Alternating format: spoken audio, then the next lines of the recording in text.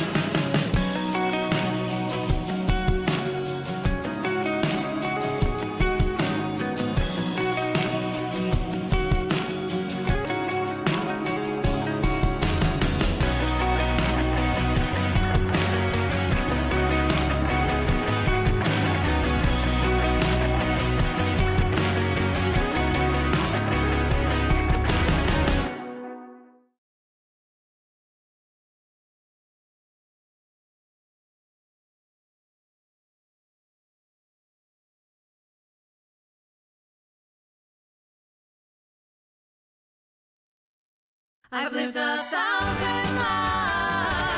I've piloted 1,000 souls. I've killed and fought and died just for another role. This is the Happy Jacks RPG podcast, a roundtable discussion that's a mix of friendship, humor, unbridled enthusiasm, and tabletop RPG topics sent in from around the world. Just for another role.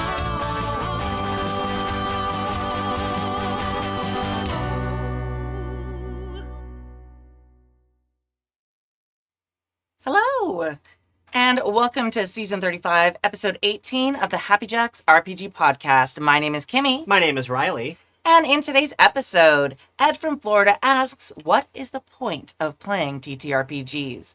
Robin from the UK asks about pacing games. And from the Archive 2021, Sean from just outside Washington, D.C., I appreciate the specificity with that, asks about unanticipated PvP in their game. If you'd like to contribute a question or story to the show, you can email us at happyjacksrpg@gmail.com. That's happyjacksrpg@gmail.com. Or you can drop stuff in the mailbag channel of the Discord at happyjacks.org/Discord. Announcements. Game days went great. Thank you everyone who ran or played in the games. It was fantastic. Thank you, Verk, for organizing it. Keep an eye out for JackerCon, our annual weekend-long online convention. It will be happening later this summer. So we're probably going to skip the next game days and just have JackerCon over the summer. And then we'll pick up with game days again after JackerCon. FYI, Patreons. Patreon is changing the way their RSS feed works. Currently, our very long backlog is available as one of the rewards for higher tier Patreon backers. They're switching how they're doing it. I know that I am in the last 7 days of teaching kindergarten. So even though that change is happening right now, in about 2 weeks, I'll have the time to go back and upload all our backlog into their new system. So there might be a slight interruption for higher tier backers for the backlog. So, Same as Kimmy, last words. In a few weeks, I'll have the time. in a few weeks, I'll have the time. Knock on wood. But I actually, honestly will. Plus, also, this is something prioritized. Yeah, fair. Okay. So Just teasing. I know. But yeah, school's out in 7 days, friends. Very excited. All right.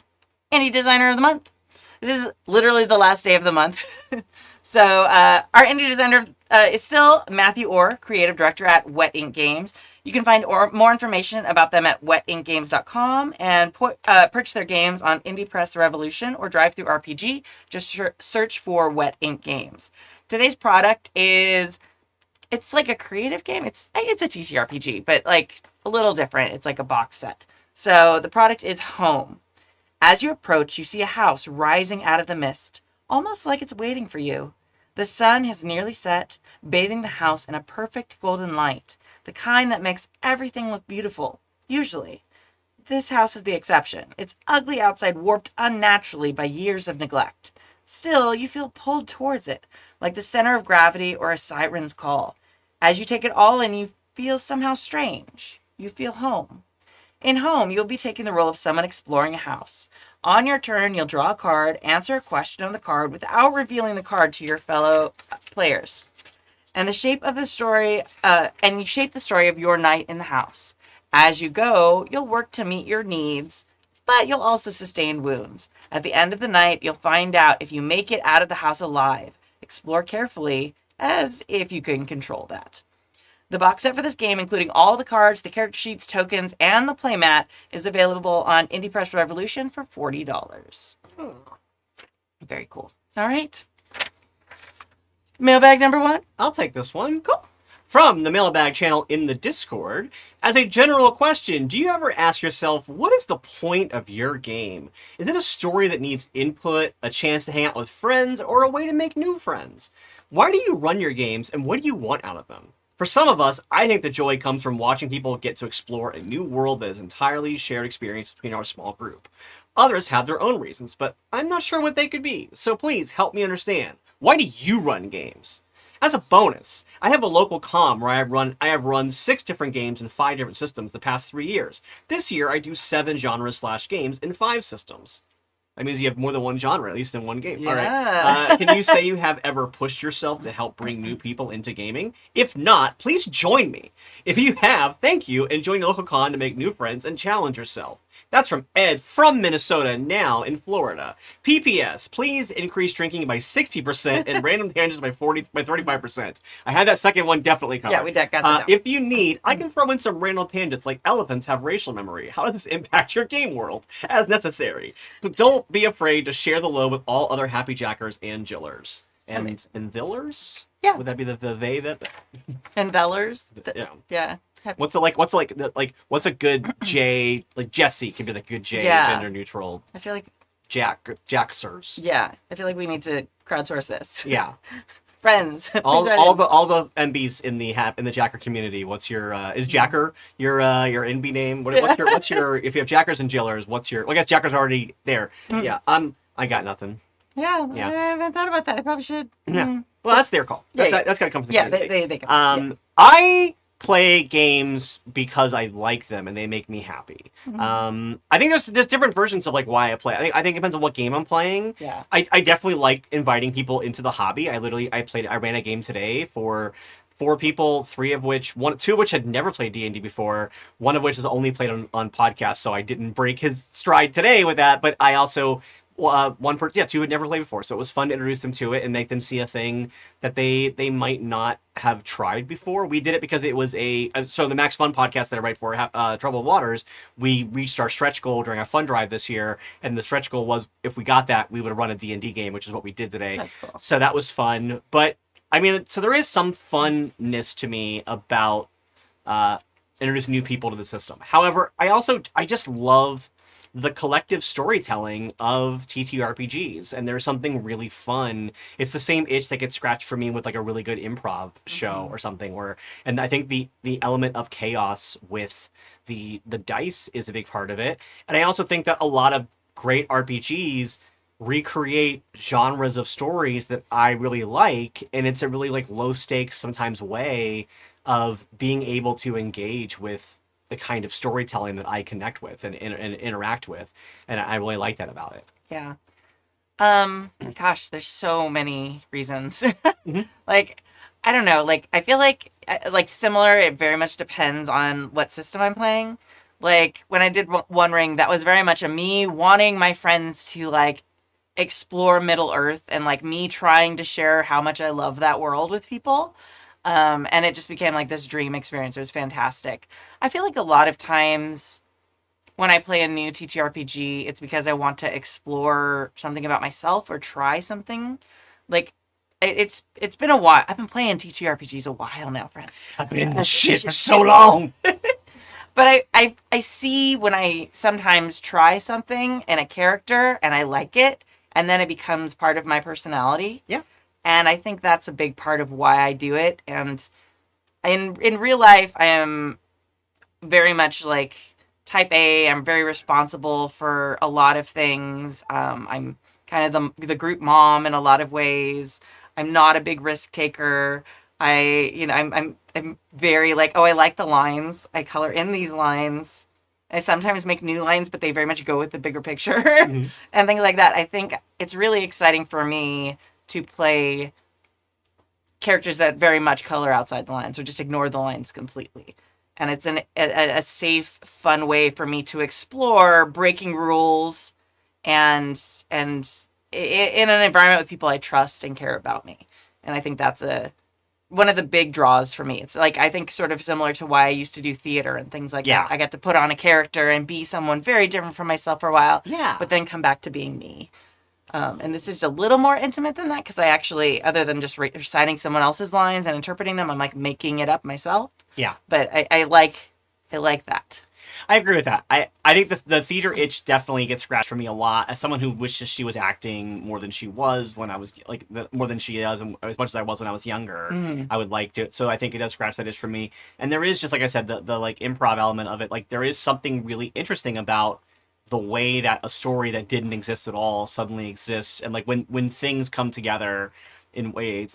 I have so many moments with role-playing games where something like that morning, there's no way in my mind I would have woken up that morning thinking like this thing is going to happen this way today. Yeah. And it's like there's something so magical and cool about that. And I have yet to find another art form or activity that fully really hits that in that way. And like I think the closest thing, like I said, I mean improv shows are like that too, but yeah, it's just there's something about that rush that really draws me back in, and as a result I like sharing that rush with other people. I like seeing other people get to the moment where things happen. And there is also, especially with games like D&D where mechanics are more important to the game, and like with dice rolls especially, there is something so fun about the way that once in a while the dice rolls and the story you're telling come together in this like magical hug. Like we just did recently the Sunday kids game that I run. We wrapped up our school year Sunday camp. So we got to the big finale of the campaign we've been running all summer, and we had basically gotten through all of the Infinite Staircase book. We'd skipped one quest because we knew we had time to get through all of them, so we skipped like the second to last one. But we had this moment at the end where our older kids table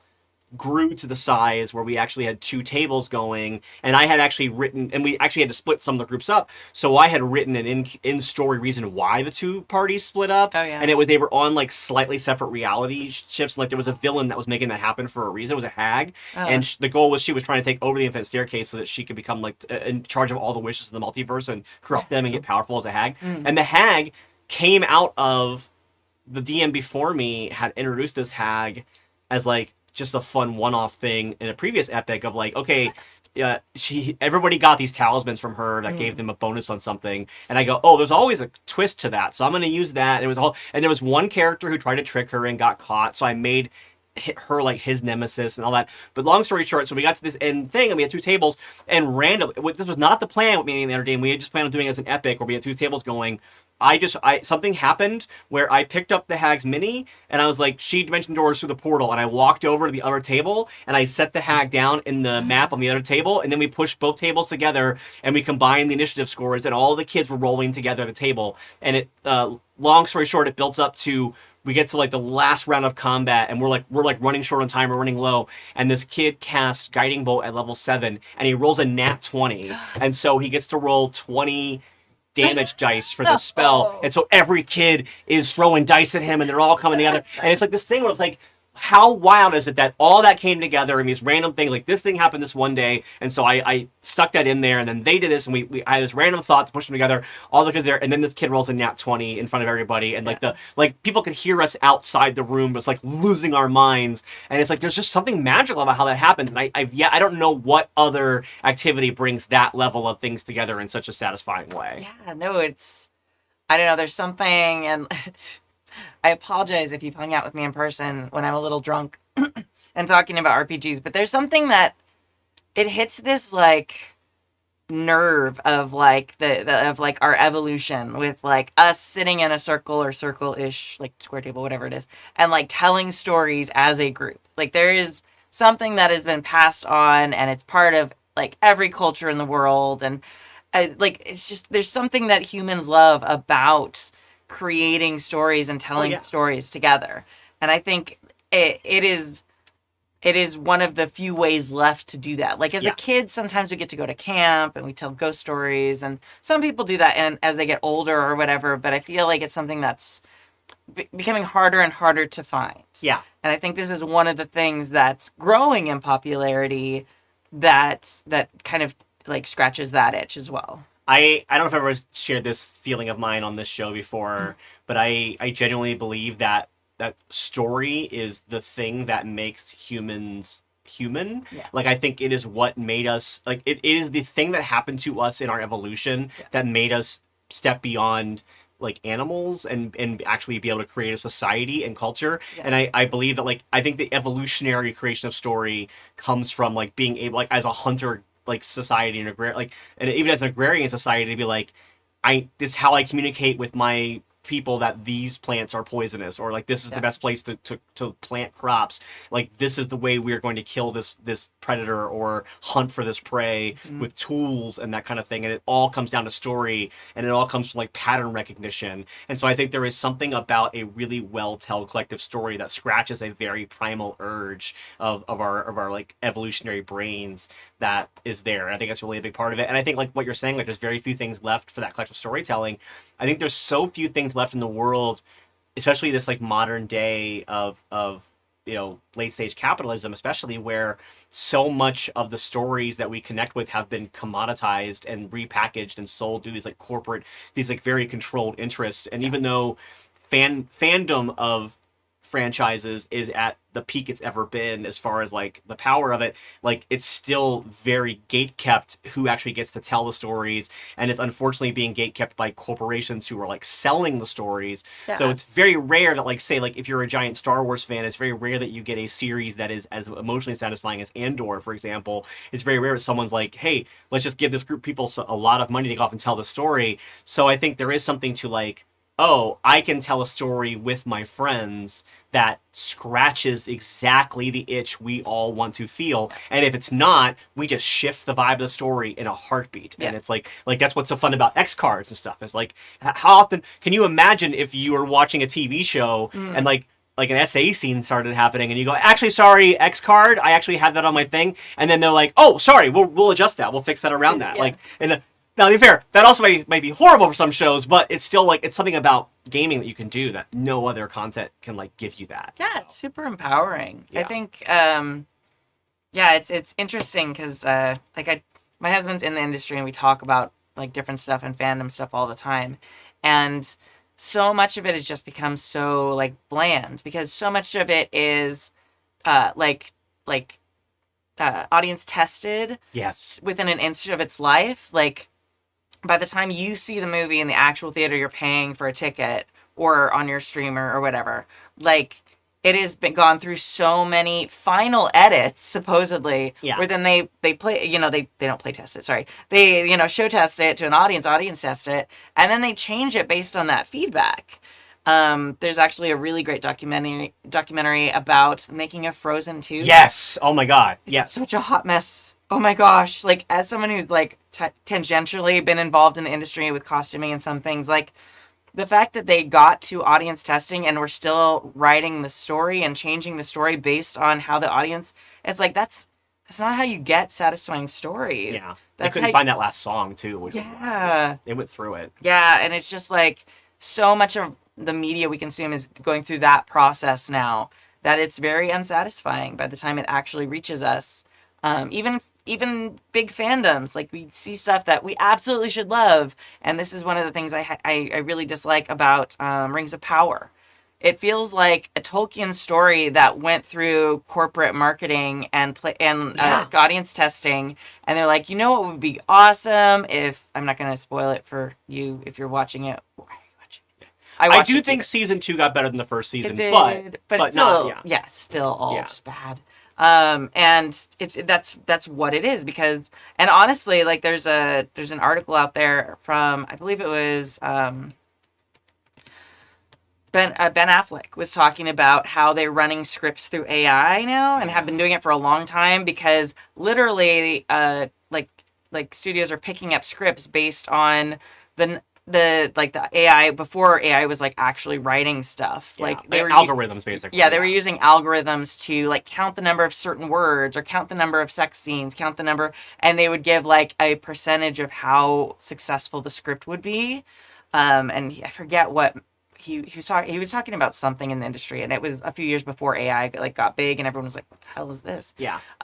But so much of it is just like the sharp edges are just so rounded off. We get these very bland stories, and I think that's one of the things that is so great about TTRPGs too, is like you can get these interesting, edgy, unique, like totally one of a kind stories that we in fandoms often, like that's why we love playing, like, it's like One Ring or a Star Wars or whatever it is that we love. We can play in these worlds without having all the executives between us and the satisfying story we want to tell. Yeah, and you don't have to worry about, chat forums going, well, that's not what the canon says happens here, and Yeah. that's too woke or whatever. You can just have your story and have fun with it, and you can tell the story you want to. And if you are the kind of unlovable asshole who thinks things are too woke, cool, go off and play your RPGs by yourself somewhere and close it off and cloister it so nobody has to hear your complaints and whatever terrible stories you want to tell. Yeah. You can By do the it way, in dark assholes, I delete your comments on YouTube. Nobody ever fucking sees them. rooms. So Aw, sorry for you. sorry Too for you. bad. Too bad. Oh. Wow.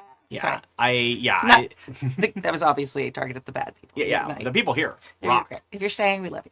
Yeah, it's just such a like weird, and like I think it's such a like it's a creatively what's the word I'm looking for, like not bankrupt or unsustainable system, because like for example like the way that AI like learning like language models and stuff are creating stories and art and stuff like that, like they're all just parroting things that already exist and then like rehashing them over and over again. They're not creating anything new, they're just reshaping things that already exist.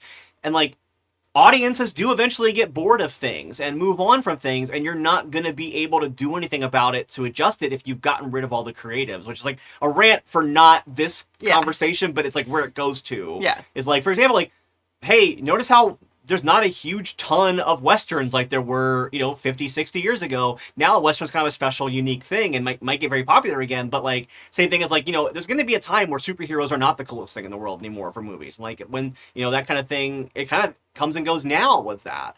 It's like, it's very rare that you get a Sinners or something like completely original and creative. And even Sinners had to have, a guy who made Black Panther in order to get it sold. So it's that kind of thing. Whereas, again, if you are with your friends, like, I have a really good idea for a Southern period piece vampire movie that deals with, like, racial stuff, you can just sit at a table with your friends and play it. And it's great. You can do that. I'm glad Sinners exist, but you also could have that kind of thing with whatever your weird mishmash thing is, and you don't have the budget to make a movie out of it if you're not Ryan Coogler. You know? Yeah, it makes really in-depth, interesting storytelling accessible to people. And I think it's awesome. It also is really great for interacting with people if you're somewhat socially awkward, because there's like a little bit of a system to it and protocols and stuff like that. Sometimes someone was talking to me the other day, just a conversation offline, and they were talking about how so many neurodivergent people play TTRPGs and video games and why that is. It's like, well, it's a very structured way of accessing storytelling and human contact and like friendships and things like that. And they were like, oh yeah, that makes perfect sense. So I was actually talking to one of the other teachers on my campus about like learning through story and storytelling elements for writing and stuff like that. And they thought that was kind of interesting. Yeah. Totally. It's like right up my alley. Yeah. Super. Yeah. So there's lots of reasons. Also, it's just like fun. It's just fun. I like it and fun. Yeah, it's good. And sometimes you roll dice and then they make a clacking sound and then numbers come up and that changes the fate of things, and that's really fun too. That's really fun too. It's like really satisfying. Yeah, it's like storytelling with gambling altogether. Click clack math rocks. Yeah. Things happen. Yay. Good times. And also, I have friends. Yeah. And like you said, thing about like if you're an awkward person or whatever, it's so fun to see somebody who, once they have the veneer of a character, can come out of their shell. Yeah. But it's also good to see someone who's like, hey, I'm not very strong and I'm not very physical, and like I know that about myself, but for like a couple hours a week I can play a character who can do kind of fun physical stuff just by rolling some dice and seeing what she does. Yeah. It's great. Yeah. I can imagine like wearing armor. Yeah. And not being, at a convention, like just wearing armor in every day. Yeah. That'd be cool. I can do magic. The idea of actually being able to do like real like high magic it's like every time it's kind of an itch for me. It's so good. Having a horse. That'd be cool. You can have a horse. That's actually they are doable. so expensive. Oh, of course, yeah. They're holding their money at, but it is doable. Yeah, it is an actual thing, Yeah. but yeah. I think having a horse is a little more attainable than casting high magic. We'll say that. Yeah. Okay. Maybe not on a teacher's salary. It's true, but you could go to the Griffith Park and ride a horse there. Yes. I could. Yeah. All right. Mailbag number 2. That was a lot of ranting. I hope you got something. It was a good question. I feel it was good. Yeah. I feel like it's such a personal question, and it really does shift for every game I play. Yeah, me It's too. like, okay, let's see. Sometimes the game is just the fun about being silly and run around and do silly stuff. Like that's what's so fun about like the one-sheet RPGs, like Honey Heist and things like that, where you're like, yeah, I don't have any investment in this, just goose throw it, just laugh with my friends for a bit. Yeah. Yeah, it's funny because I'm in Dave's Electric State game right now, and at first I had turned the game down. I was like, oh, I'd love to play with those people, but it seems like a dark premise for me right now. And now that I'm in it, I'm enjoying. I'm just like reveling in like the drama and tension and like the like stuck in a car road trip vibes with the Yeah. other people at the table, which is really fun. But then there's also like times where I just want to like play D&D and kill things. Yeah. Like, so I feel like it's a changing answer depending on the mood and such things too. And not to belabor this this answer because we know we want to move on, can. but I do think that like there is something to, like I said earlier, like low stakes versions of things. Sometimes it is like very cathartic to kind of do a version of whatever you're working through in your life, but like in a way that there's no actual like real world impact on, which is like great. Like sometimes that's really excellent. Being able to play a character going through like a revolutionary thing, or being able to like play a game where your heroes can absolutely overcome and destroy villains feels very viscerally good at a time when like oh, I can take these huge risks and have a thing happen, and I can scratch that feeling that I need when I know that in reality a lot more work will be involved in making that happen. But yeah. I'm getting to be a cult leader in our Electric State game, which is always fun. I've done it a couple times, and it's one of those things that like people joke about. They're like, you know, if you were a less good person, you would use your like public speaking ability and organizational skills to actually start a cult. Yeah. It's like, yeah, I might actually. I just read a book that's coming out later this year that I was being asked to do a blurb for it, and one of the things in the book is talking about the idea of like, is there such thing as an ethical cult? Like, can you start an ethical cult? It was really interesting to like go. Yeah, the book's called Love Rebels by Kitty Stryker, so keep an eye on it. And the story is about how she ended up getting involved in what she thought might be an ethical cult. And the spoiler alert, I think it's basically no, you can't be an ethical cult. That was the problem. That was what we found out about it. Yeah. No, yeah, like I like reading about cult stuff. Sorry. Yeah, me too. Spoilers. Yeah. Obsessed.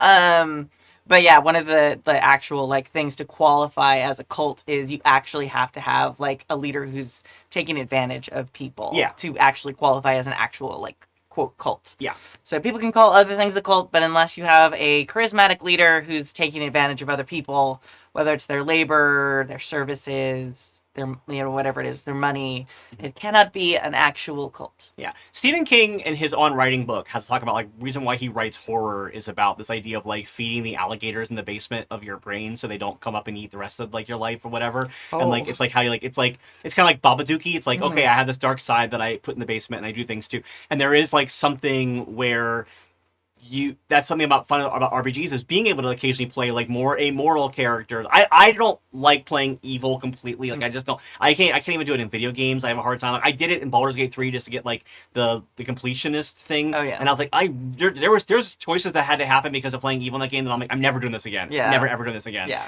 But there are like the cult thing. Like I definitely played a character in a D&D game that was a cleric of Umberlee, and we happened to play it in the world of Greyhawk, where Umberlee's not a god there. Procan is like the kind of Umberlee, but is not evil, is like neutral.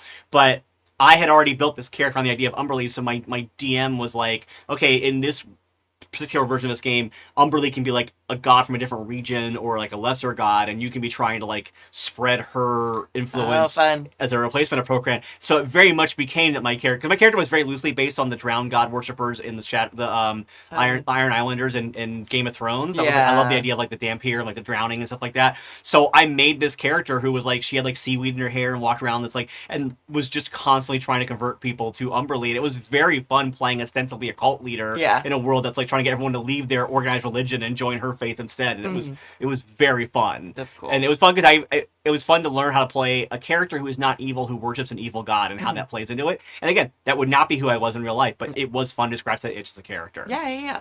Now, how did it work with like the powers you got from your deity? Like, so Umberlee was an actual god, just not worshipped in that area. Okay. Yeah. So I kind of created the character of like coming from like a harsher climate in the north, like kind of like a Viking or Scandinavian kind of vibe. And that was why Umberlee is the kind of god that she is because like, oh yeah, in the more temperate climate at the south where Saltmarsh is, people love the ocean as Procam because he's like gentle and like peaceful to them. Whereas in the north, like the ocean is the evil bitch who wants to kill you. And you have to, so like the idea was like people worshiping Umberlee in my character's faith don't do it out of love of Umberlee. They do it out of, we have to have somebody do this or else she will kill all of us. Yeah. And so, like, it's very much a religion based on we're doing it to placate. It's like almost like a sacrifice. Like, this person becomes your speaker so that, like, you feel placated and you feel served. And, like, so that all of her like, proselytizing was not, oh, Umberlee is so great, you should love her. It was very much like, the ocean will kill you if you don't worship her. Have you ever been out at sea and been stuck in a storm? That's Umberlee. Do you want to make her mad? Like, that was her religion. It was so fun. That's interesting. Yeah. I love that. And how that would conflict with the very calm, like, respect and love of the ocean. Like, that's very cool.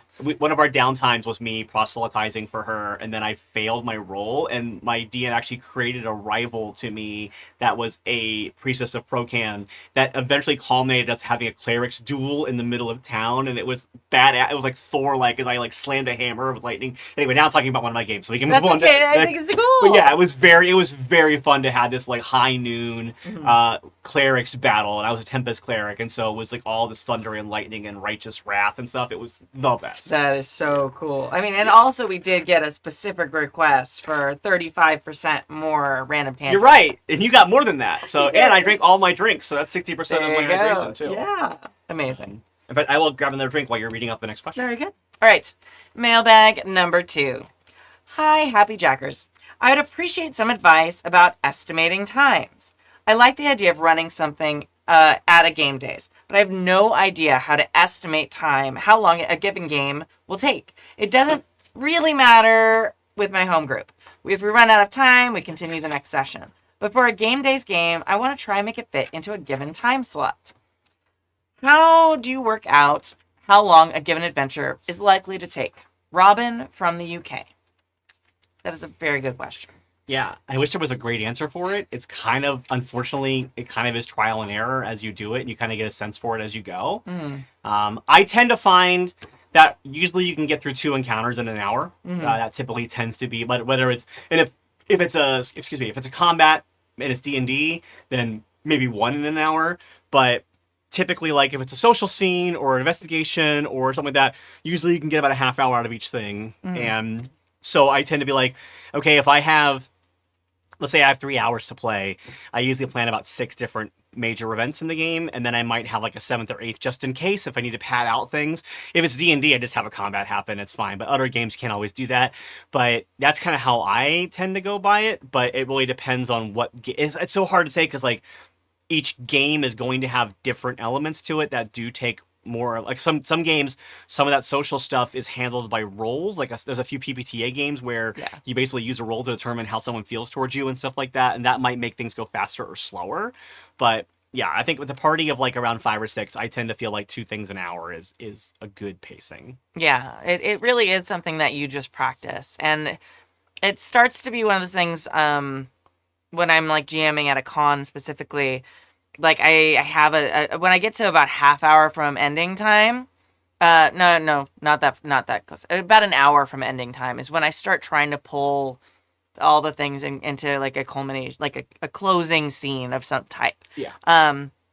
Whether that's a combat or something like that, it really changes things. Like, if I'm playing, if there's going to be a combat, you want to start it like probably around 45 minutes before ending time, especially depending on the system. If it's like D&D or something, maybe even a little longer. Faster systems, a little shorter. But just kind of keeping an eye on the clock. It's a little bit harder with written adventures for me personally, because if I'm making up the story, I can make up how it ends. And, oh, look, this thing, okay, amazing, and whatever it is. One system that I've talked about previously, but I really like to use when I'm doing written adventures, which I've been doing more since writing my own systems that come with adventures that I write and like trying to test the adventures. I use 3x5 cards, and I write all the main scenes of the adventure on 3x5 cards, and I lay them out.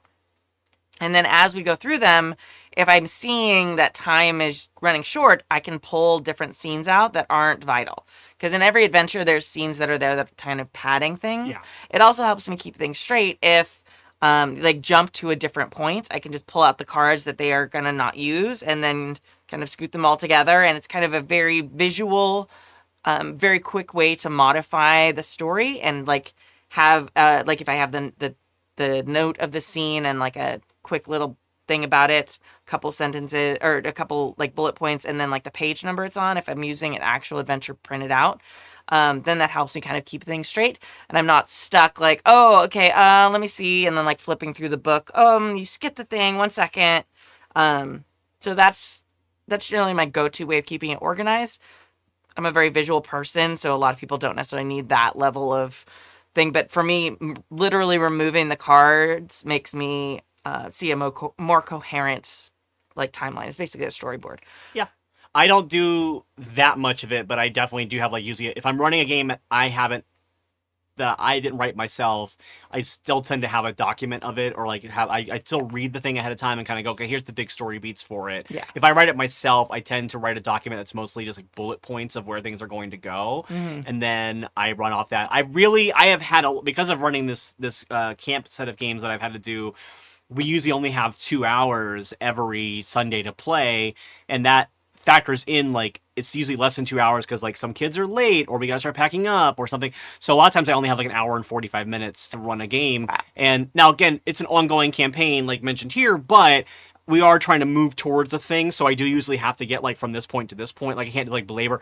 Like we were doing, like I said, Infinite Staircase. I don't know if I mentioned that on camera, but we were running Infinite Staircase. And we were in the last module, which is Quest for the Barrier Peaks. And there's like 4 levels to this like spaceship these characters are exploring, and there is a certain point where you're like, we are not going to get to every room in this. So I was kind of like, what are the major story beats that happen on each level of this ship? And I was like, okay, I have this many weeks of this game, so I know that I can only spend 2 weeks on this floor. So like, what are the big things? And I would kind of like draw a map of the ship to the kids and go like, okay, here's the stuff that you're looking for. Here's where they are. Where do you want to go? And once they had done like 2 or 3 rooms, I was like, okay, the tubes open up and now you're going down to the next floor. And they would just go do that and it was fine. But it was very much like, yeah, I had to like kind of herd cats a little bit and kind of go like, okay, here's some big beats. You've hit those big beats. Now we're moving forward. We're not going to linger in this space any longer because we have to keep moving. I would say also to Robin specifically, you say like, if my home group, we run out of time, we continue the next session. Absolutely. But if you want to practice creating stories that last in a certain time, give yourself the challenge of the home group of like, even if it's still part of an ongoing arc or story, challenge yourself to go, okay, can this particular adventure or a particular thing happen? Can I tell like a quest within the time frames of whatever our gaming, like, so if you know that like on Tuesday nights you and your friends play for 3 hours, try to craft an adventure that you know will only take 3 hours to play, or you intend to, and see if it works. And I think the more you do that, like, yeah, if things go longer, they go longer, but give it a try and practice it. And I do think the more and more you practice it, the better the easier it'll be for you to do. And I think that maybe part of why it comes more naturally to me now is because I really have spent so many years now playing games on podcasts and streams and stuff like that, to where it's almost weird to me when I have a home game. Like I had to run a private game a few weeks ago that was 5 hours of play, and I was exhausted when we were done with that because I haven't done that in a long time. And that's how like it used to be. Like that's like what you kind of expected to play a D&D game. But I was GMing it, and like it was tough. But and then the thing is, by the end of it, I did have to wrap it up, and we were in this last fight, and I kind of had to hurry things along because we were starting to go longer than those 5 hours. But I definitely still, that was a thing where ahead of time, it was a pre-written adventure, and I had to homebrew like an extra hour and a half of content to go ahead of it because I knew like, okay, I know that like I could have told this part of the adventure in 3 hours, but when they wanted it to be 5 hours, I'm like, I have to find a way to pad out 2 hours of time. Yeah. But oh boy, at the end of 5 hours, I was done. Yeah. It's hard too because home games tend to derail a lot more, like conversation or snack getting, or you actually stop when someone has to go to the bathroom. So you're kind of like, okay, let's hold on for a second. So those are actually a lot harder for me to time out because there's this sort of set expectation with convention games that, oh, okay, someone's going to the bathroom there, you know, we're going to kind of continue without them. Then we'll come and they're there or whatever you have at the table. So it is a lot harder to pace like home games. You also don't want to be as like strict with them. Like your friends start talking about something, you don't want to be like, hey, back to, we only have 5 more hours. You got, you know, it's like, okay. But yeah, it's something that's really, I hate to say like it's something you just get better at, but it is. And I find myself struggling with it when I switch systems a lot. So every once in a while, I'll be like, I'll run this new system at a con, and then it'll be like, oh, okay, this is very different pacing than whatever I've been running recently. The first time I tried to run a PBA game at a con, I'd been running Wild Talents at cons mostly.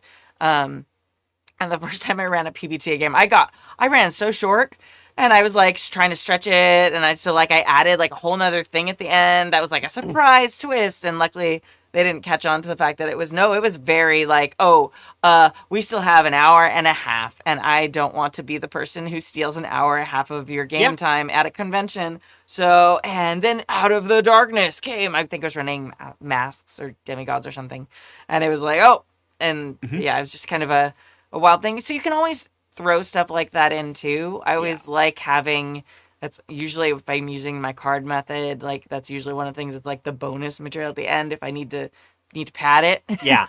So that's generally a little bit like a surprise villain if you're ending with a big fight or something like that, having, someone come out of the shadows, or it was this person all along, and then they have to fight that person too.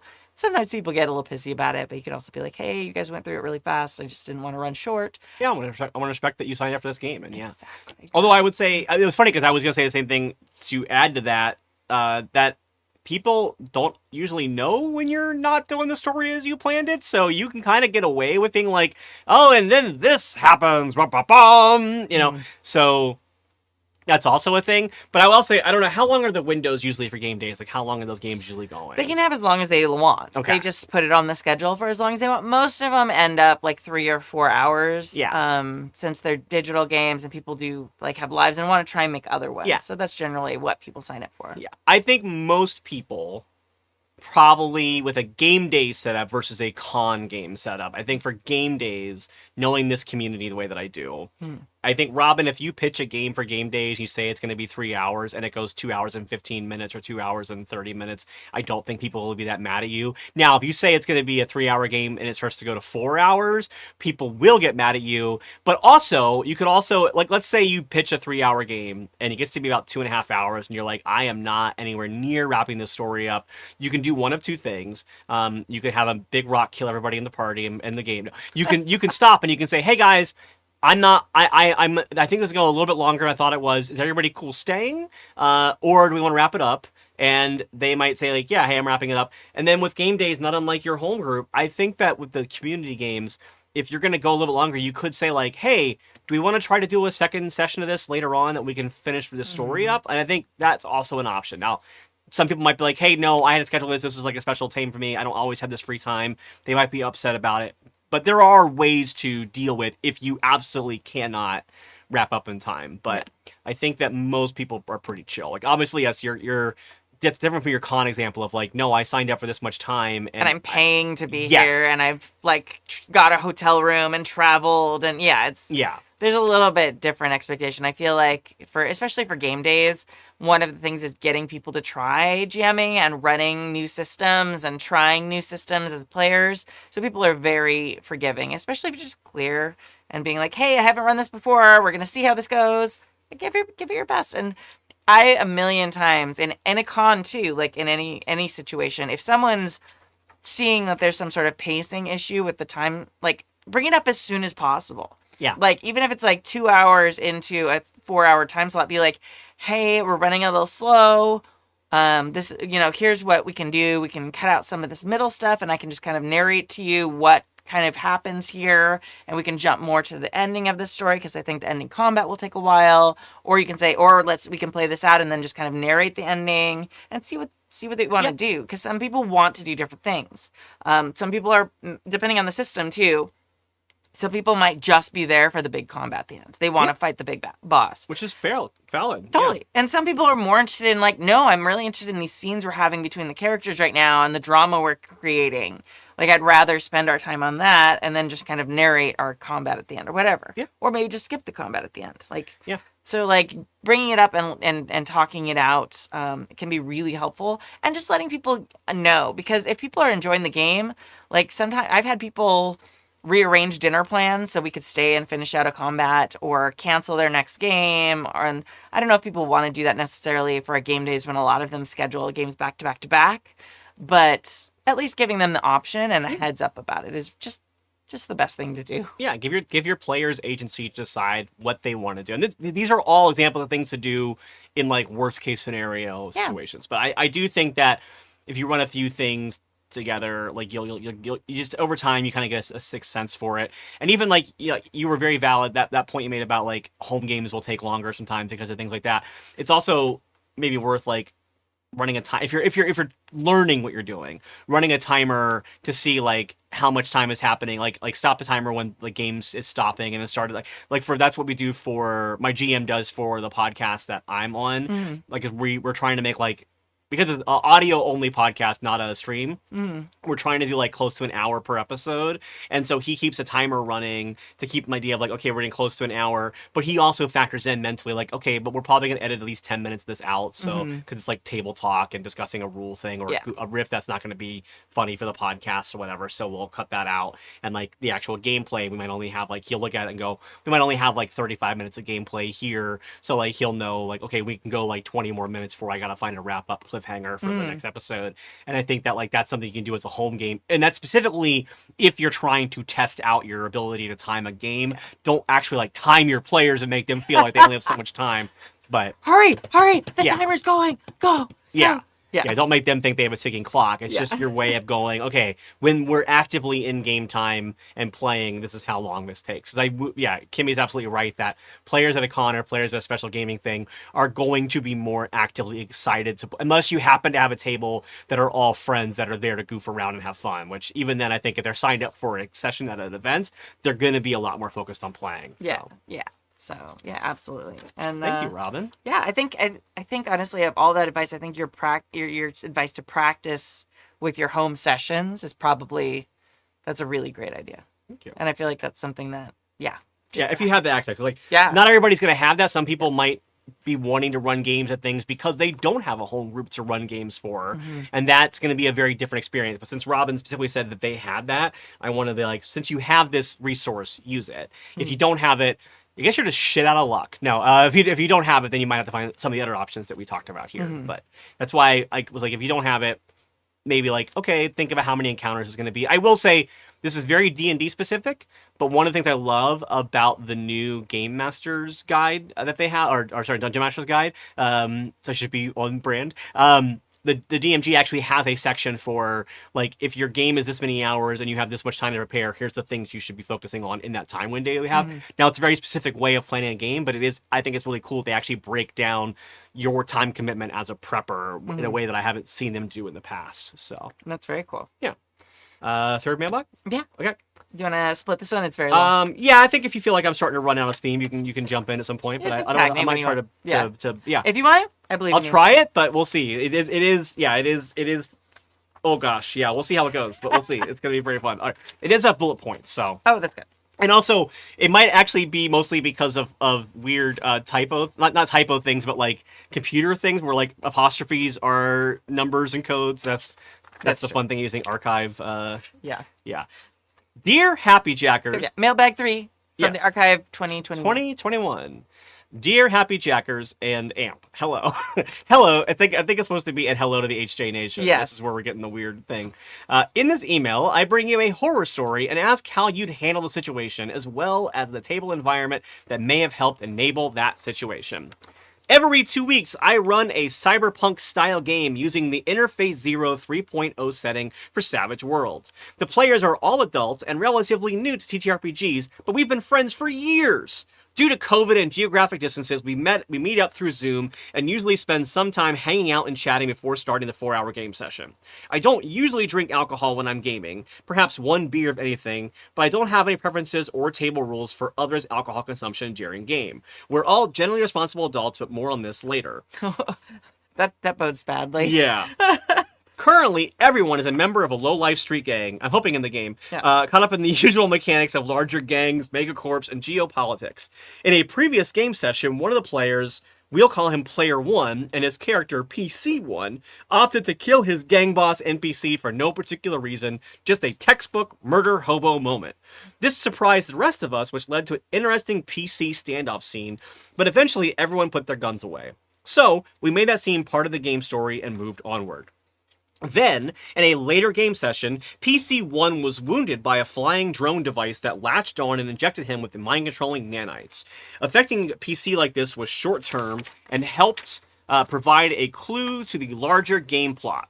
In roleplay terms, it was more of a suggestion nudge and not complete GM control, as I did not want to derive player agency. I confirmed that PC1 was fine with this using Zoom's direct messaging. That's nice. Yeah. PC1 then nudged under the remote control nanite influence, killed an NPC the group had captured for information. Unsure why this happened, the group decided to completely immobilize PC1, tying him to a chair. The group removed the device attached to PC1, saw his wounds, and had gained clues to the presence of the nanites, as well as to try to cure PC1 of the affliction. This effort was led by a street doctor character we'll call PC2, played by Player 2. I kind of wish you'd given these people names, because that's going to be, yeah. In another surprise twist, the PC2 street doctor out of nowhere attempted to kill the immobilized PC1. After trying to heal him. Yeah. Interesting. Yeah. Player 2's rationale was that PC1 was an untrusty murderer and danger to the group. Player 2 might not have been entirely wrong, since Player 1's character was not under any outside influence when PC1 went murder hobo and killed their gang boss. However, this sort of execution didn't follow PC2's medical persona, and the execution ran counter to the new information about the nanites. Okay, so that's why I'm making sure it's very clear here that the other players knew that they had the nanites. Yes. And tried to cure them up. Okay, because I think that matters. Yeah. Yeah, but the first murder of the gang boss was pre-nanites. Yeah. Okay. Yeah.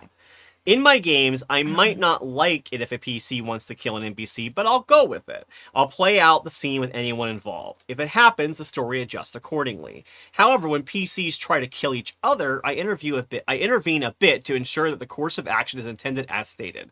Whether it is an NPC or PC that might be killed, I say things like, "Are you sure you want to do that?" Yet with a PC killing another PC, I ask more about motivation and reason as a decision checkpoints. I also ensure other PCs have a chance to participate in the meta discussion and act in game if those actions could viably happen in the scene. I generally try to avoid PC killing PC game situations which might cause any out-of-game hurt feelings and other negativity between players. This conversation then devolved quickly of Player 2 accusing me of railroading him, taking away his options. He said it wasn't fair that Player 1 should be able to execute their NPC gang boss with no real pushback, but then I get in Player 2's way when he tries to do the same to Player 1. Pin in that.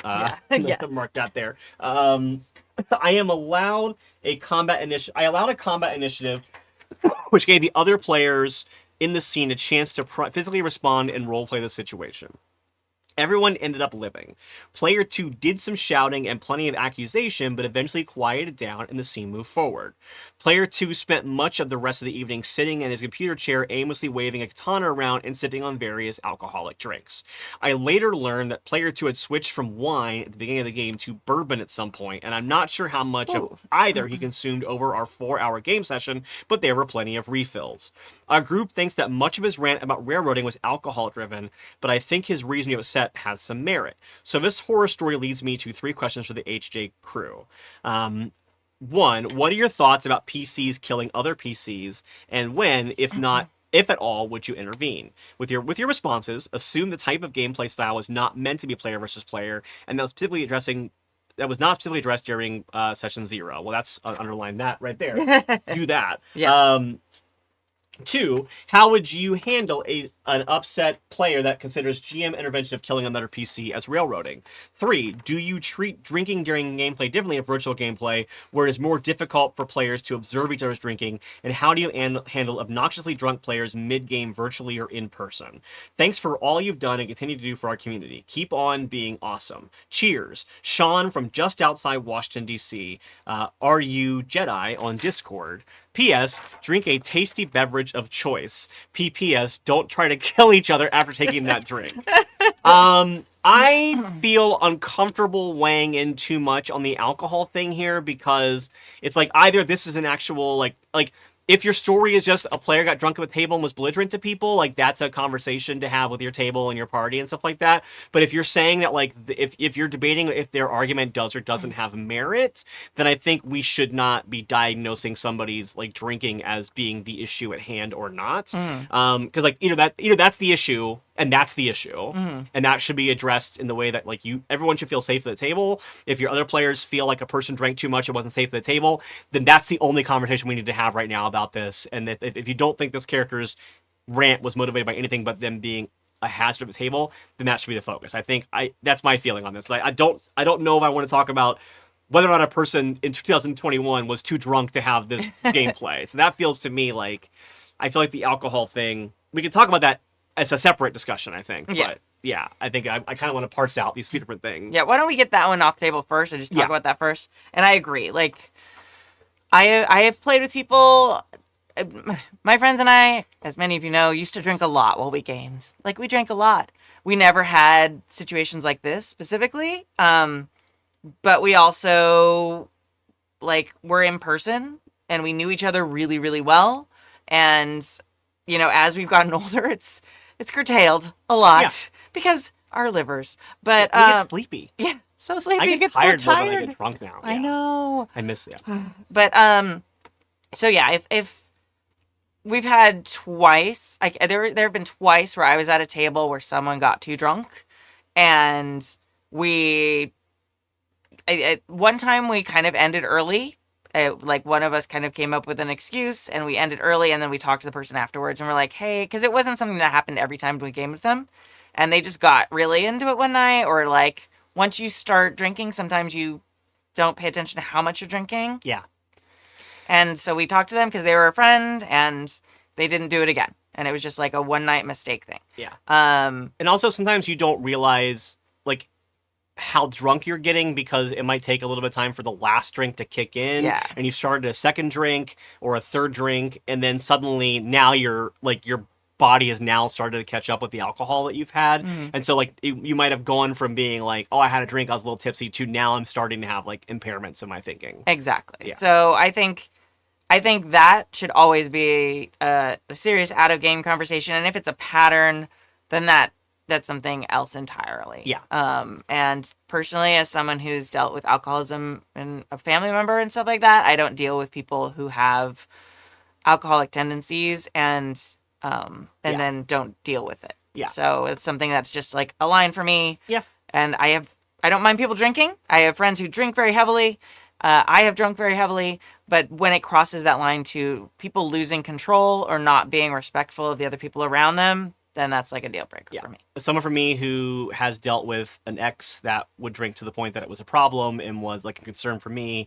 And like, I remember somebody saying to me one time when I was like really upset about something that she had done, my friend was like, you cannot talk a drunk person into being reasonable. No. Like, so like, if you think like, so that's why I was like saying, like, if the situation here is that the person was drunk to the point that they were a problem, then that is 100% the problem here and not everything else. Yeah. Because like, so that's why, like, I think that's good to address that. I typically don't like to get people, first of all, I think that like, it's hard to keep track. I think that like, me as a player, if I've had like more than 2 drinks, I feel like it affects my gameplay, even if it's not in a like belligerence kind of way or an angry kind of way. In like, it's hard for me to keep track of like numbers and rolls and focus on story. It makes math harder. It does. It makes math harder, and it makes keeping like story in your head harder. Yeah. So I tend to cut myself off. I might like sip on something over the course of a night, and that's one thing. But yeah, I feel the same way. Like, I've definitely had GMs who start to like slur halfway through the story, and you're like, hey man, are you we can just wrap up if we're good. Yeah. Like, that kind of thing. And like, I have had a couple times at tables where I think something that was like a minor hostility definitely escalated because someone was drinking too much. And so I do tend to be like, hey guys, like, you know, a drink or two is fine, but let's not get shit faced if we're going to be playing games together. So, definitely. yeah. So yes, now back to the gaming part of the question. Yes. What are your thoughts about PCs killing other PCs, and when, if at all, would you intervene? With your responses, assume some type of gameplay style is not meant to be player versus player, and that it was not specifically addressed during a session 0. Yeah. Literally, this is a question on my lines and veils sheet. Yes. Click yes, no, interested, not interested, ask first, or whatever. Yeah. Because like, I don't want to deal with that. And I don't mind PC, like PvP in games, as long as everyone's there has agreed to it. Yeah. If that's a component, like, I love that in vampire games. Yeah. Like, PvP is like, heck yeah. Like, Yeah. I am going to show you I can kick your fucking ass and you better pay, you better respect me. In other games, not so much. PvP in One Ring, not exactly in tone. Like, real serious PvP, maybe like a angry throw a pie at them or something. But, Yeah. So, yeah, that's my take on it. I have thoughts on this entire situation, but I feel like maybe we should answer the questions first. So what's Sure. your take on PvP? I think it's almost the same. I think that, like, there is, I think it absolutely should be brought up in session 0. You should know what the table's feelings are on it. I also think it's completely valid if you haven't done that to do what the GM did in this situation, what Sean did, which was talk to their party about it and say, like, hey guys, we're in this moment. How do we feel about this in the moment? I've even had it with one of my Sunday kid games. We didn't do a session 0 as much with them because we kind of just roll with, like, make sure this is kid friendly for Sunday. So a lot of things that would be on there we just know not to do. Yeah. But we had a situation where they got into a fight that was over their heads and they were all going to die. And so I was like, how do you guys feel about TPK? Like, how, like, last thing I want to do is make a table full of kids cry on a Sunday. And we ended up, what ended up happening was, one kid was able to dimension, one kid said that he was okay if his character died, and another kid had one spell slot left that he could dimension door away with one person. So, like, those people survived, and the one character died, and he made a new character and came back. So, like, that we had that conversation at the table, and I feel like that is what this person did here. So, like, that is the next best thing to having Intercession 0. And I think the thing is, I think it's valid both ways. I think it's valid if somebody says, like, I'm fine with it and I'm okay with it and I'm okay if my character dies. And it's okay if somebody else says, hey, I'm not okay if my character dies. But you could do PvP and just be like, hey, the result can't be that you kill them. You can be, you knock them out, you incapacitate them, you capture them, you take like, keep them in combat. That's why, like, for example, in your game in Starscape, like, if people don't die and they drop to 0, they just aren't part of the story for a moment. They get arrested, they get knocked out, they end up sick bay or whatever. You know, that can be what happens as a result. Like, if a Star Trek episode, if a character gets out of control and gets put down, it's very rare that, like, an Enterprise crew kills another Enterprise crew member. Right. It's usually pretty frowned upon in the Federation, but there's plenty of times where something might happen where someone's got to be dealt with in a way. Yeah. So that's my overall thing is, conversations. I'm always going to be an advocate for open and clear transparency at the table. Yeah. I do think, before we kind of move on to this next question, I do think that you made some errors here, Sean, and I say that with love. At the beginning of the email, you say that they're pretty new to TTRPGs. Yeah. This is a really difficult situation to put on people who are new to TTRPGs. And I think if you were going to, as the GM, pick someone who is going to be infected with the nanites, who are going to make them a murderer, I think you should have picked someone who wasn't already suspect and a murderer. Like, having the person go and have what you call the murder moment where they killed the NPC, like, just in cold blood. I think that did kind of feel... it can be very easy for new TTRPG players to feel like they're being railroaded because they're not used to thinking outside the box. They're not used to thinking of all the different things that people who are more seasoned in TTRPGs can come up with. Yeah. So I think that it is, in these situations, the person probably did kind of feel railroaded. Like, well, I have to kill him. Like, he's a killer. He killed once. Then he turned on us. He killed us again, even if it was by the nanites. Yeah. Like, I can see why they would feel like they couldn't trust that PC. Yeah. It would have been very different, and it's hard to do in this setting because everybody's kind of a jerk. Yeah. But, like, if you pick someone who hadn't killed anybody or had... You know, it's one of those things, like, if in a comic book, suddenly Superman starts killing a bunch of people, you're like, oh... something's very wrong. Yeah. Like, that is very against character. So people immediately, well, some people will immediately be like, oh, something's taken over Superman, or that can't be Superman. In this situation, you pick someone who already was predisposed to the murder moments and then had them attack the other players. So I think that there was just a little bit of a miscalculation there. Yeah. I don't know. Maybe there was a specific story thing that led up to that person being the only one who could have had the nanites. Yeah. But I think it would have been very interesting if, like, the doctor, maybe not this particular player, but, like, if the doctor, who's usually the one who heals everybody, is suddenly the one attacking other people and killing people, that seems very against type. And that's usually a better choice if you have a choice as a GM Yeah. to make someone suddenly, be infected or infiltrated or something like that and lose agency and start attacking other people, it's usually a little bit better plan if you pick a character who it's against type. Especially with new players, Yeah. where it can feel. I would say if with more experienced players, I can see from a storytelling angle why this was the good choice. Like, oh, I know this guy was violent to people in the past, so if I make him violent, maybe the people won't immediately recognize that he's being controlled, and that adds to drama, but that requires players who have a lot of nuance and understanding of things, whereas in this case, that wasn't what happened, and so he's responsible for a second NPC now, and that's fun, but, it does feel interesting to me that the other player didn't start to attack this person until after the nanites had been removed. Yeah. So to be like, okay, this person's killed twice now. Now, it is interesting. I'm curious how much of a nudge, because then Nudge, under the remote control influence, killed an NPC. And I do want to know how much of that nudging was, you should kill this person, or you should be threatening to violence them. Because if it is a thing where this player keeps killing characters and, taking the first opportunity he's being given to kill the character, I can see why the other player's character is like, I don't trust him, we should kill him. Yeah. I don't like how it played out, but I can see why this character thought that. Yeah. I could see it also being like, hey, we don't want to work with this guy anymore. We don't trust him, so we're gonna kick him out of our group. Is also possible. Not the player, the character, the PC one, not player one. There's a way to do that, and then player one has a chance to build a new character that maybe won't be as such a salt, water and oil with the the group. But yeah, I think that's true, and especially new players, they tend to think violence is the solution for everything. Yeah, and that's true with children players. That's true with adult players. Anybody who's new to TTRPGs thinks that murder is the solution to just about every problem because they have swords or weapons. And when you have a hammer, every problem is a nail, right? So I think them jumping to that conclusion is something that could have been anticipated if you'd thought about it. But sometimes it's hard to also predict, especially a doctor character. You think, oh, they're going to want to heal. And again, it's so hard to really predict what people are going to do. Yeah. Which is why you cover that stuff in session 0. Yes. And it is, I do think, so the next question, or are we going to move on to the question? Okay.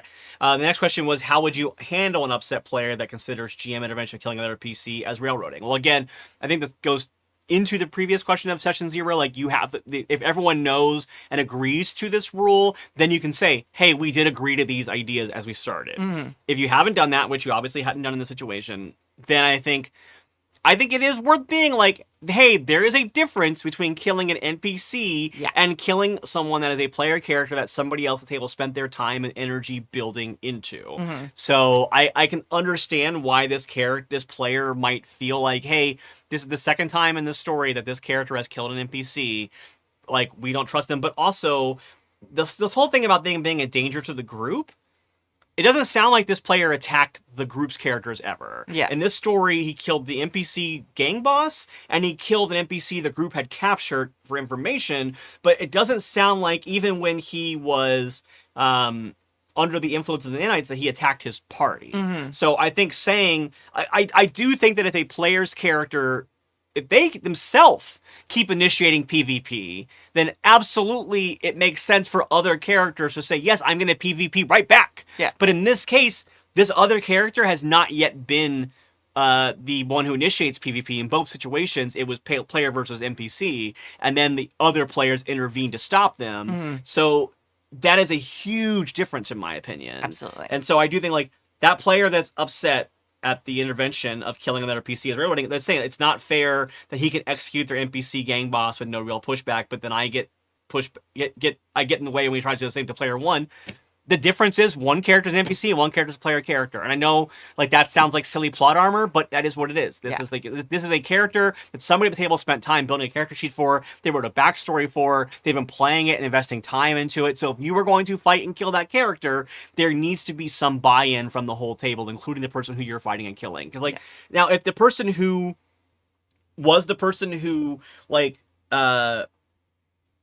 did the killing, the first two, the person who killed the NPC character and killed the thing, if they had been fine with it, then let it go and let it happen. But that is the conversation you need to have. Yeah. If you haven't done it at session 0, then I think stop the game and do a session 0 now. Yeah. And say, okay, we didn't do a session 0, so this is the time where we have to have this conversation. Instead of saying, because in this case, if you ruled and the person thinks that you're railroading them, then I think that's when you stop and you say, okay, if you think that I'm railroading you, then let's have a conversation as GM and players and decide what we all feel good with at this table. Yeah. And if you 100% do not feel good with this, then we need to figure out what we can do with this table. Yeah. And I think it speaks to them being new to TTRPGs that they don't understand the difference between a NPC and a PC. Yeah. Because it does seem arbitrary, and I could see why a new player would be like, that doesn't make any sense. Yeah. It's They're all the same. characters. We're all Yeah. pretending. We're all just pretending to be these people. But there is a significant difference between that. As the GM, you get as many characters as you want, and Yeah. you don't have to.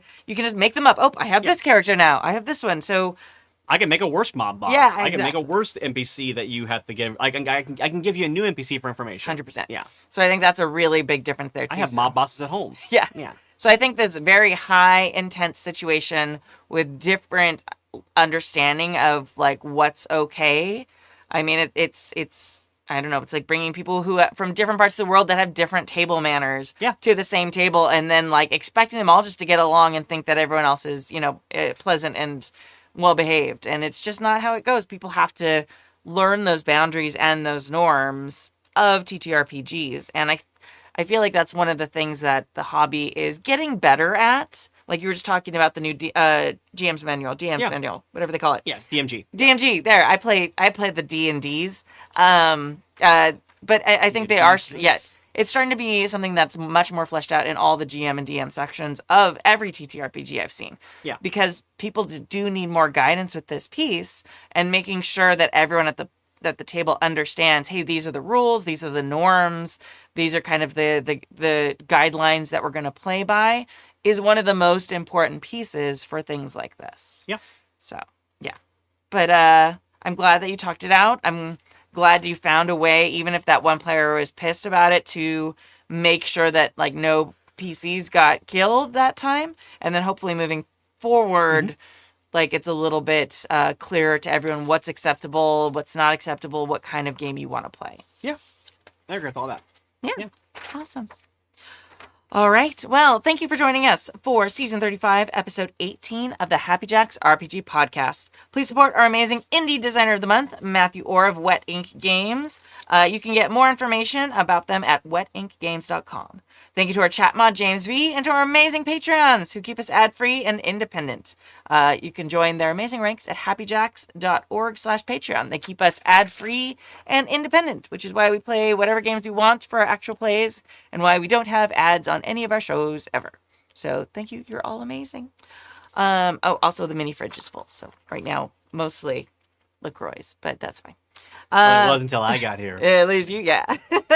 Riley, stop drinking soda waters. You're getting belligerent. I know, right? All right. My name is Kimmy. My name is Riley. Yeah. Sorry. And you're good. Yeah. So I don't know what else I was going to say there. Sorry. I'm Kimmy. Riley. Kimmy, where can we find you? Kimmy. Riley. Oh yeah, you can find me at Golden Lasso. Girl is me. GoldenLassoGames.com is my game company. Golden Lasso Games in various social medias. Yeah, that's it. All right. My name is Riley. You can find me on Blue Skies at RileySilverman.bisky.social or whatever it is. You can find me on Instagram, the same thing. And also you can find my original Doctor Who audio drama that I wrote on, it's an audio book really, on at Big Finish Audio Productions. It's the Tales from the Vortex. It's Short Trips Volume 13, Tales from the Vortex. And I'm very proud of it. It's called Dark Watchers of California. And I wrote a Doctor Who, so that's gonna live on that rest of my life. So Cool. I did have one other thing I forgot to say. I will be a special guest at LFG Con in like 2 weeks. so will I actually. Yeah. Yay! Our Good Cal's doing a live show. Oh, very So cool. it's on Father's Day, but hopefully you can still make it out, but people in the audience. But yeah, at 5:30. But what's yours? Oh, it is on Father's Day. Yeah. Oh, I planned for that. Well, oops. Mm-hmm. Yeah, I'm going to be on a panel. I'm going to be doing some other stuff. I'm not entirely sure yet. Like it's literally like 5 minutes from my house. So, yeah, and then Let's fucking Dustin, go. yeah, Yeah. and Dustin was on the show a couple weeks ago talking Nice. about it too. So it's local to Burbank. So if you're in the SoCal area, it's a great new little con that's starting up and can use your support. We need all the happy local cons that we can get. Local con run by 3 friendly game stores, which is cool. Yes, So I like that about it. very like homegrown grassroots con, which is fantastic. We need more of those. And in fact, actually, the company that I GM for is running like a 2-day, like almost like a daycare. Like they're basically like, if you come with your kids, they have like a D&D like Nice. at the con camp for kids. So if you're coming with kids and you want to like go play some other games, you can actually have your kids play D&D with this group. While That is very cool. Yeah. I didn't know about that part. That's very cool. All right. Today we are going to leave you with a song called I Did Not Think About That. Like I just picked a song. It's called Drink Till I Die. Drink till I die at the hands of another PC. Yes. I wish I could say that I was smart enough to plan that. I didn't. It was totally random, fun coincidence. So, yeah. Enjoy that. It's by the world famous Poxy Boggards, and you can find them at poxyboggards.com. So, yeah. Maybe that needs to be like a song we write. Drink till I die at the hands of an imp of a PC. All right. Have a great week. We'll see you next week. Bye. Bye. It's 3:30 and the chill is gone. It's the longest binge I've ever been on. And so many pints my mind's stupefied. But through all the haze I still hear them cry. A curse to you lads, a curse on your heads. Drinking pint after pint until I am dead. I just keep drinking and I don't know why. But tonight is the night that I drink till I die. It's 4:45 and I'm still going strong. Is this the only place I truly belong? To make it all end, I the good Lord beseech, lying on the floor with my drink out of reach. A curse to you lads, a curse on your heads. Drinking pint after pint until I am dead. I just keep drinking and I don't know why. But tonight is the night that I drink till I die. 'Tis 6 in the morn, don't remember my name. I see all the faces, they all look the same. And the puke on the floor makes a terrible stink. What is this demon that makes me want to drink? A curse to you lads, a curse on your heads. Drinking pint after pint until I am dead. I just keep drinking and I don't know why. But tonight is the night that I drink till I die. 'Tis now nearly noon and the spinning has stopped. There'll be no more drink to the floor I do drop. And there's old Nick sitting there at Hell's Gate. He smiles at me as he patiently waits. A curse to you lads, a curse on your heads. Drinking pint after pint until I am dead. I just keep drinking and I don't know why. But tonight is the night that I drink till I die. A curse to you lads, a curse on your heads. Drinking pint after pint until I am dead. I just keep drinking and I don't know why. But tonight is the night that I drink